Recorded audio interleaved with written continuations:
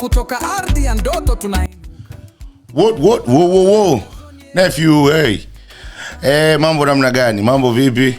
Unakuaje? Unaendeleaje? Sasa leo nataka niongee na watu wanaopenda kukopa. Nisikilize leo, utajifunza kitu kikubwa sana. Anyway, kabla sijaendelea, wano wangu bwana. Jamani, naomba nenda register mle wano. Afu niambia kama wano sio wapo juu sana.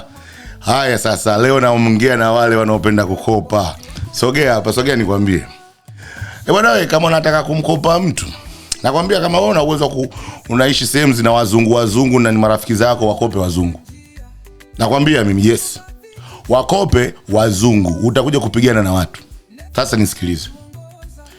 Ushawahi kumkopa mtu, akakwambia bwana, mimi sina noma ya kukupa hela, nayo hela.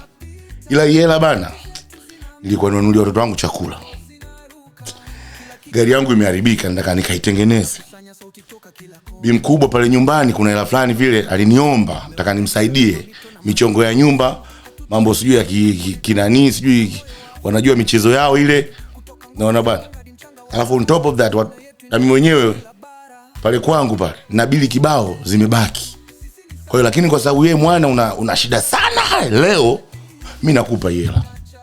Ila bwana, naomba hela nakupa wewe Ijumaa hiyo siku unaniambia utanirudishia, unirudishie.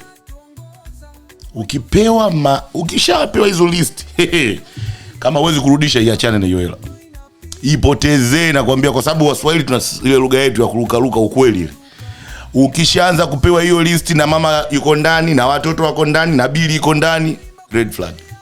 Sasa wewe chukua hiyo hela, alafu siku ya kulipa kwanza utakuwa nakutafuta na simu wewe. Utatafutwa na simu. Sasa akikukosa, anampigia mshikaji wako wa karibu. Bwana, umemwona fulani? Vipi kwani? Namdai hela bana. Afu hela ilikuwa inaenda kwa Mazai. Jamaa dharau hizo yani hizi zimezidi. Hii sasa too much mwanangu.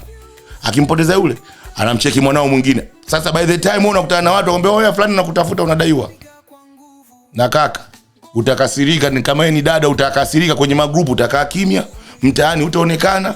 Mimi nakushauri tu, kama unakopa wa Afrika, kopa mtu ambaye kidogo anaweza kukusamea. Ila na wajua wa Afrika mimi, utatia aibu nakwambia, utapigana mwishowe. Tafuta mzungu, atakuelewa. Ukimletea matatizo ya bwana, nitakupa, atakuelewa. Mwafrika mtashikana koo. Tena sio mnashikana wapi, atakusubiri kama unaingia msikitini au kanisani, kusubiri nje. Imeisha hiyo. Mimi Nevi nawaonyaga nyinyi, lakini sijui kwa nini amsikilizi. Sasa leo pata na hiyo, mpelekee na mwenzako. Akileta ubishi, nipigie simu. Nitampatia details. What?